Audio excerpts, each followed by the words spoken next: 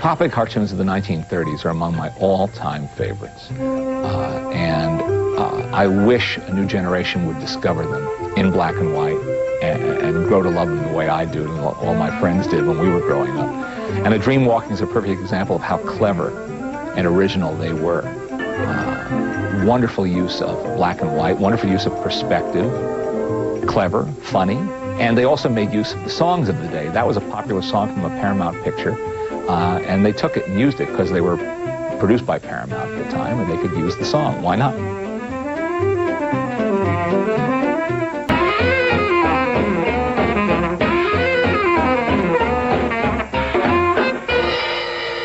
I love Droopy. Droopy's one of my favorite characters. And I'm particularly fond of Senior Droopy. It's just a typically funny Tex Avery Droopy cartoon. But can you imagine that many years after seeing it, I was introduced to a woman here in Hollywood. I said, "Oh, this is Lena Romay." I said, "Lena Romay, you're the one in Senior Droopy." And she looked at me like this was what I remembered of her career. But she was very pleased that I knew of it.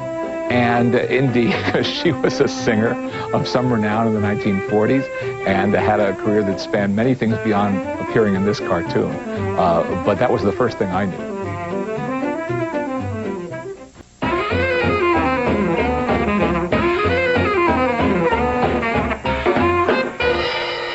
People today tend to dismiss the short subjects.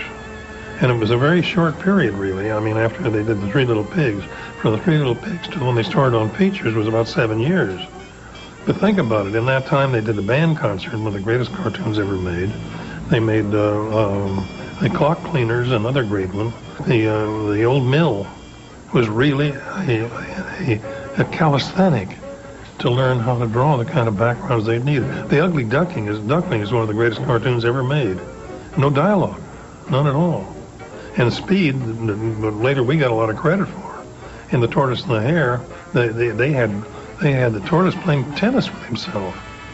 He was so fast that he'd hit the ball and get over on the other side and hit it back. I paid a great tribute to that.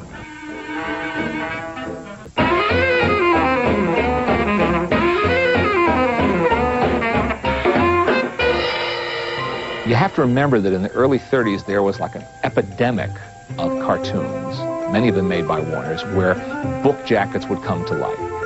It became such a cliche. It had been done so many times. They would do puns, visual puns based on the titles of books or magazines.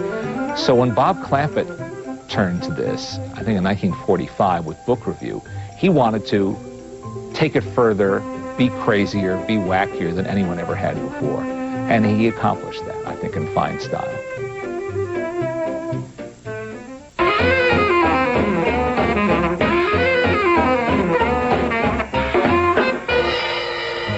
When you think how primitive a lot of the work that the Fleischer studio did really was over the years, I mean, one never celebrated them for having great drawing. It was funny drawing and evocative drawing and clever stuff, but it was not artistically of any great, merit.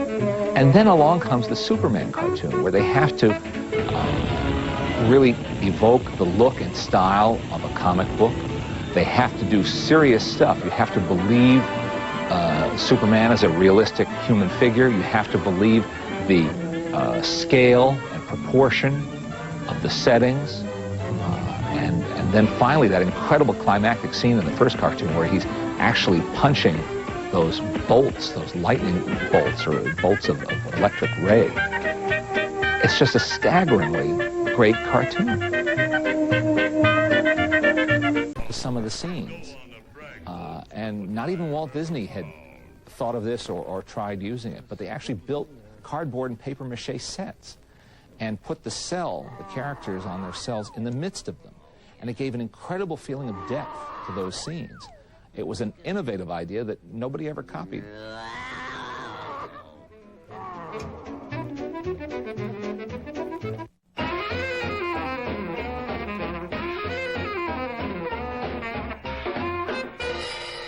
I think everybody at Warner's was influenced by Tex Avery. I don't think there's any question of it.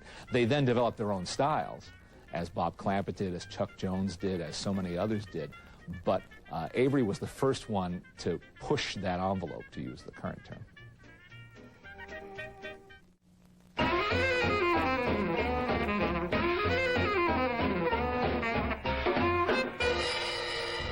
I start with the ears usually because if I don't draw the ears, I may find I won't have room to draw them.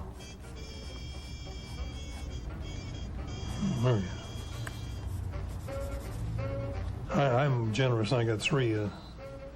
I put 3 whiskers on each side. When one time Leon Schlesinger came back and he said, "Why don't you just use 2 whiskers? We'll save money."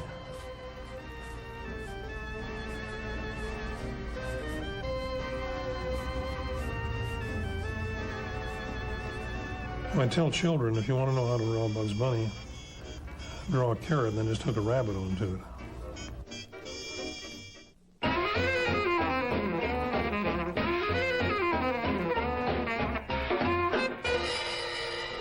I'm a sucker for cartoons based on classical music. I think I learned all the classical music I know, in fact, from cartoons. How do? Welcome to my shop. Let me cut your mop. Let me shave your crop. Kill the wabbit, kill the wabbit, kill the wabbit. I didn't know what those pieces were called then. That I had to figure out later. But I love the way great classical music seems to have inspired the cartoon makers to come up with the cleverest gags they ever did. And Cat Concerto is a perfect example of that. There's Tom trying to play Liszt's Hungarian Rhapsody, and it's just a wonderful cartoon.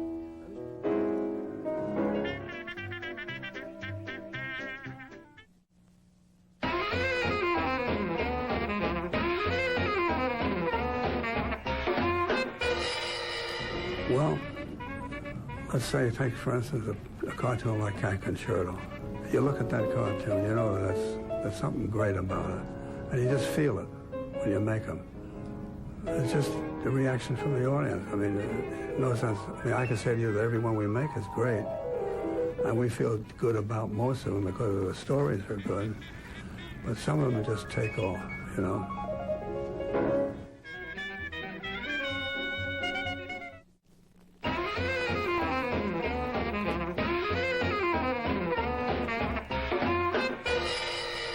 Warner's made a lot of perfect cartoons. The amazing thing is that they made them on an assembly line. When you think of a perfect work of art, you think about, there's that line about art is never finished, it's taken away, because a real artist is always refining and revising his thoughts and fine-tuning what he does. They didn't have time to do that at Warner Brothers. They were on a schedule. They had to keep turning them out, one after another, without much recognition either at the other end. They just kept doing it, very rarely getting a pat on the back, very rarely being mentioned in the press. They just kept doing it. Then when you look at what they did, and you say, wait a minute, that was just one of 20 you did that year? That was one of 40 that the whole studio did that year? And any one of these cartoons, you'd be proud, or I'd be proud, to have, you know, as our epitaph, as I achieved that in my lifetime. I made that great cartoon. They did it all the time.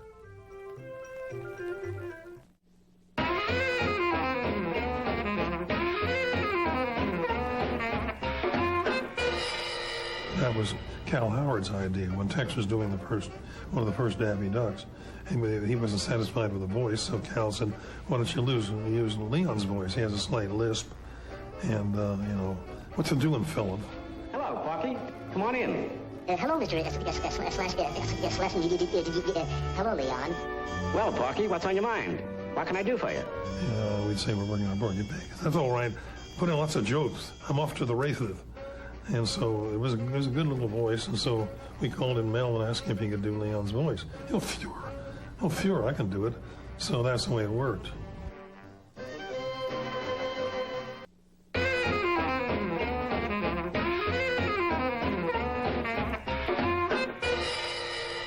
King Size Canary is my favorite Tex Avery cartoon. I just love it. And the thing I love about it is every time you think it's gone as far as it can go, it goes further. Until, of course, they have to stop because they ran out of the stuff. Ladies and gentlemen, we're gonna have to end this picture. We just ran out of the stuff. Good night.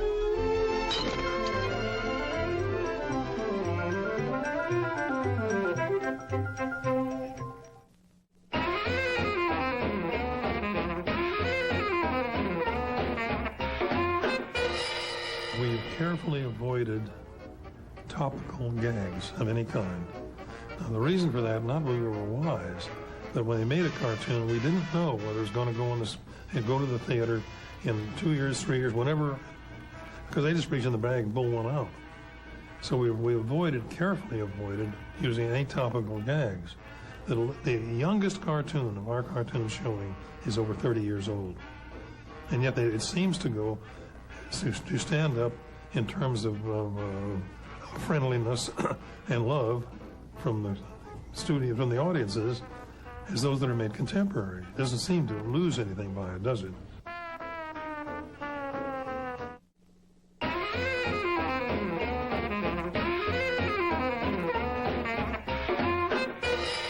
Well, Mel was an all-purpose person. I mean, his genius was incredible.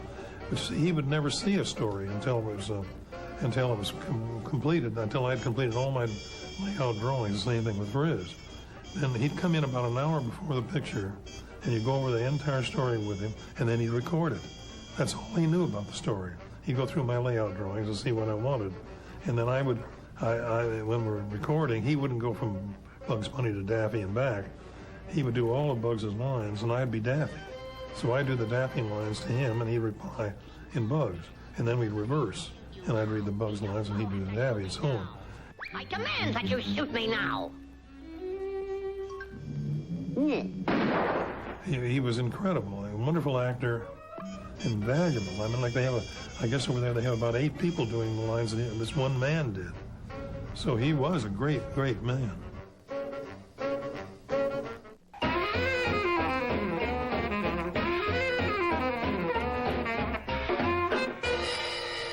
You have to have restrictions in art. You have to decide where you won't go. Comedy isn't so much what you do as what you don't do. And you have to live rigidly by that discipline. So I decided that I was making this film that nobody would be able to hear the frog except the audience and the man who found him. Otherwise, he wouldn't perform for anybody. He doesn't do it maliciously, he just doesn't do it. You never knew what his intents were. Well, this was tough, and I think when you're doing a picture, there comes a point where you have to abandon it. And I had a lot more material than that. I could have made a half hour out of it, using psychiatrists and a lot of other things. But it came out as people believe it's a jewel, and I'm willing to accept that's what they believe. Not that I believe. I just want a picture that I was rather proud of because it did obey and slavishly responded to the disciplines we applied there. And that's the essence of humor.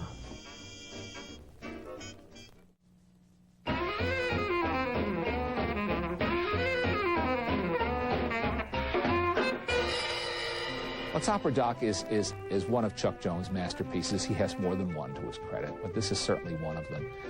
And I don't know if I've seen it 50 times or 100 times, but I never get tired of it because there's always something new to notice, something to admire about it. The audacity, just the sheer audacity of doing it.